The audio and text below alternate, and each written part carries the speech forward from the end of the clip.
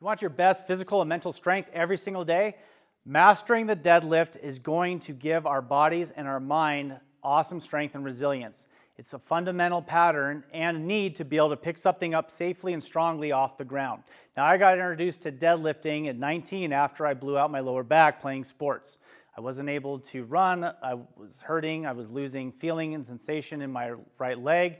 I was told I needed spine surgery. I opted not to do it. I figured if I had to do physical therapies, fuck it, I'll learn to get strong and more flexible, and I'll see how I do. Ends up, I was able to cope without surgery. Here I am 21 years later, so I love the deadlift. I think the deadlift gets a bad reputation just because it says dead, right? It's not that positive. Maybe it should be called an alive lift and people love it. I don't know. Doesn't matter. But here's how we're going to do it safely and effectively. Safety and strength are synonymous, so as long as you're in your optimal alignment for safety, you're also in your optimal alignment for strength. We're going to start by setting with our feet. We're going to go about shoulder width apart. We're going to start to rock heels to toe like Annie's doing. We're going to use a superhero butt and try to crush an imaginary lump of coal into a diamond. And we're going to find, as she rocks, go toes. She's going to change her toe angle about half an inch every single time she's rocking in and out. And she's going to find a toe angle where her butt is as tight as possible. And that's going to indicate that we've lined up our hips. So that's the stance we're going to use. There's two different stances. If I'm using a barbell or some dumbbells on the outside of my legs, I can come into a narrow stance. Go ahead and without grabbing the bell, just show us what a narrow stance looks like, heels and toes together, super tight. Now, the key to this stance and the second stance we're going to look at, which is semi-sumo, is that my lats are super tight.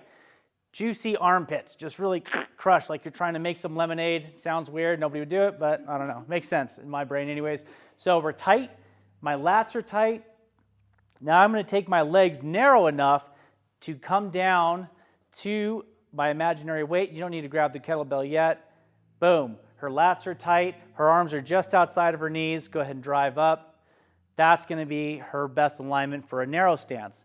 With the kettlebell, we'll come into what we call a semi-sumo stance. So get your lats super tight again. Step over the bell so that it's between the insteps of your feet. We're locked in place. Go ahead and come on down to that kettlebell. Drive up. Now, when we're coming down, we're maintaining what we call the power posture at all times. Anytime our spine's under load, we need that power posture. Refer to that video if you're not familiar with that yet. She is thinking about sitting back. Annie's shifting her hips back and then down. Good. Well, give me one more good rep. Awesome. Release. Let's go towards the other side so we can look at that from the side. Annie's thinking about sitting back into a chair or, like in sports, the ready position. Okay? Now in this bottom position, release after this one. Go ahead and come back up. Go back down and just pause holding the handle. Annie's going to find what I call the Goldilocks position. She's going to shift her hips up and down until she feels the load in her quads, right here in her quads, in her hamstrings, and in her butt. Do you have all three active there? If she's too straight-legged, show me what too straight-legged looks like. She's going to be loading her hamstrings. She's going to lose her quad tension and show me too squatty. Squat, squat, squat. If she comes into a too squatty position, her quads and her butt are going to be loaded, but her hamstrings are not as active. So come back up that Goldilocks position. Once she has that, she's going to think about leg pressing the earth away. The more I drive into the earth, the more force comes up. And when she finishes, she's finishing in an awesome alignment. Go for it. Statuesque, ears, shoulders, hips, and ankles are all in one nice alignment with her natural spine curvature. Awesome, Annie. Good rest. Thanks, Zach.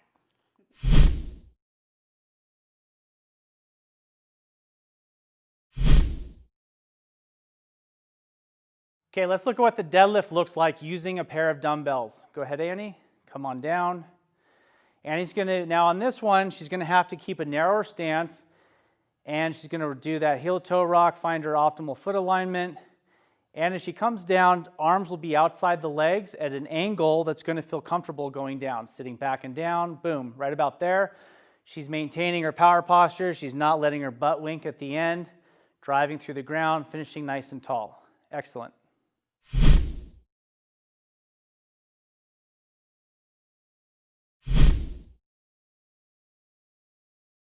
Those who are just starting to deadlift, who have been inactive, or even perhaps coming back from a surgery that's tightened up their body, are going to struggle with the deadlift. So in addition to mobility and soft tissue work and stability work, activating our core again, what we can do is bring that floor up. We're not going to raise the roof, we're going to raise the floor. And we're going to do that by stacking solid objects high enough to where Annie's going to be able to complete a full range of motion using the range of motion that her body is currently capable of. So come on down to that bell. Good, deadlift up. All the same techniques apply. Go ahead and rest. And then over the course of her training cycle, we just incrementally are going to make that elevation lower and lower until she's able to work off the floor again. Great work.